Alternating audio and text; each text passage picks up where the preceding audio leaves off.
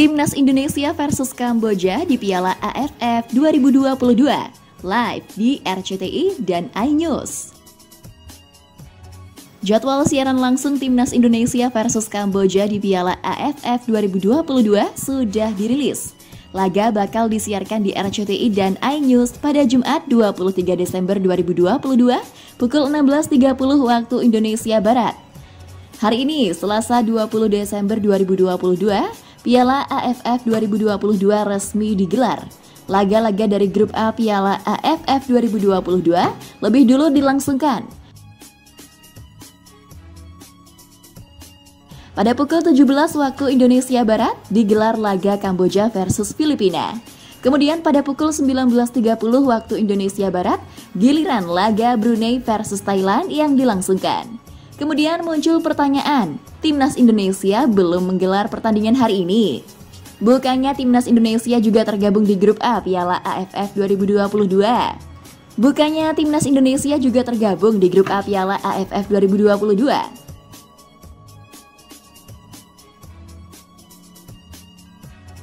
Penyebabnya karena peserta grup A Piala AFF 2022 adalah 5 negara, sehingga di setiap matchday-nya ada satu negara yang tidak melakoni pertandingan. Di matchday pertama ini, Timnas Indonesia merupakan negara yang tidak menggelar laga. Timnas Indonesia dijadwalkan baru tampil pada Jumat 23 Desember 2022 pukul 16.30 waktu Indonesia Barat.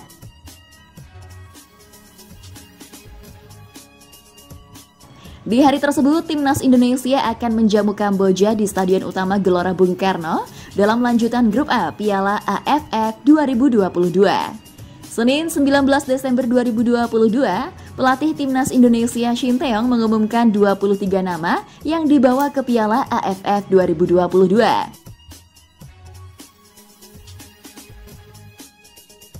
Shin Tae-yong memutuskan mencoret Elkan Baggett dan Sandy Walsh karena ditengarai tidak diizinkan sang klub untuk membela skuad Garuda di Piala AFF 2022. Meski tidak diperkuat dua nama di atas, Timnas Indonesia tetaplah mempunyai skuad mumpuni. Shin Tae-yong ditargetkan membawa Timnas Indonesia menjadi juara.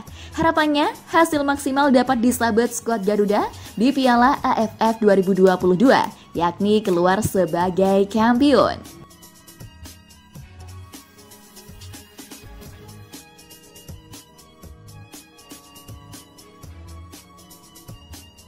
Jordi Amat sudah tak sabar tampil di Piala AFF 2022.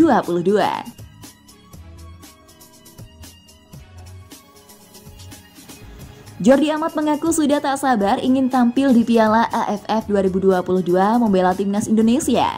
Pemain naturalisasi ini akan menjalani debutnya bersama dengan skuad Garuda. Jordi, kelahiran Barcelona, Spanyol, 30 tahun, yang kini bermain untuk klub Malaysia Johor Darul Takzim, resmi menjadi WNI pada 17 November lalu. Di Piala AFF 2022 ini, selain Jordi, dua pemain naturalisasi lain yakni Ilyas Pasojevic dan Mark Locke akan memperkuat skuad asuhan Shin Tae-yong.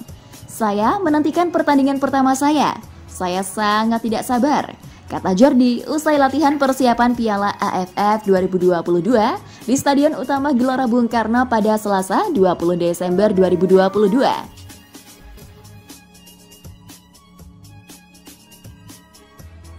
Latihan sangat baik dan kami sangat siap. Semua pemain sudah tidak sabar untuk menunjukkan performa di depan penonton. Jordi Amat mengungkapkan bahwa dia akan mengenakan jersey dengan nomor punggung 4.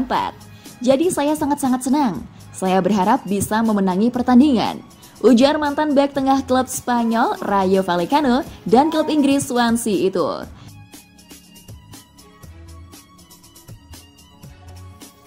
Di pertandingan pertama penyisihan grup A Piala AFF 2022, Indonesia akan menjamu Kamboja di SUGBK pada Jumat 23 Desember 2022.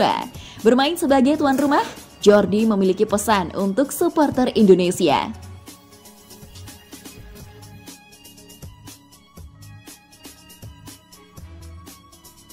Shin Tae-yong ungkap satu kekurangan Timnas Indonesia.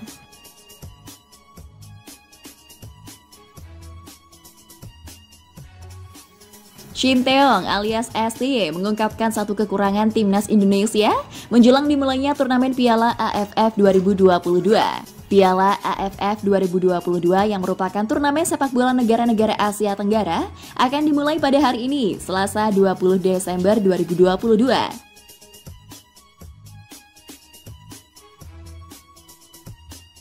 Adapun Piala AFF 2022 diikuti oleh 10 tim peserta termasuk Timnas Indonesia. Pada babak penyisihan, ke-10 tim tersebut dibagi menjadi 2 grup dengan masing-masing grup berisikan 5 tim. Hasil undian Piala AFF 2022 menempatkan Timnas Indonesia di grup A bersama dengan Thailand, Filipina, Kamboja, dan Brunei. Sementara itu grup B dihuni oleh Vietnam, Malaysia, Singapura, Myanmar, dan Laos.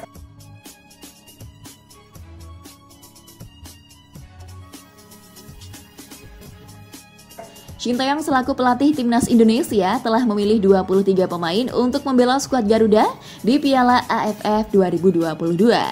Sebelum memutuskan 23 nama yang akan membela Timnas Indonesia, Shin Tae-yong telah menggelar pemusatan latihan di Bali selama 3 pekan.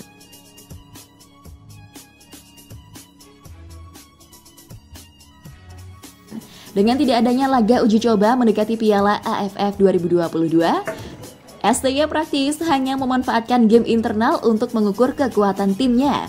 Untuk game internal lebih kepada menilai pergerakan pemain. Itu saja, kata juru taktik asal Korea Selatan tersebut, dikutip dari laman resmi AFF.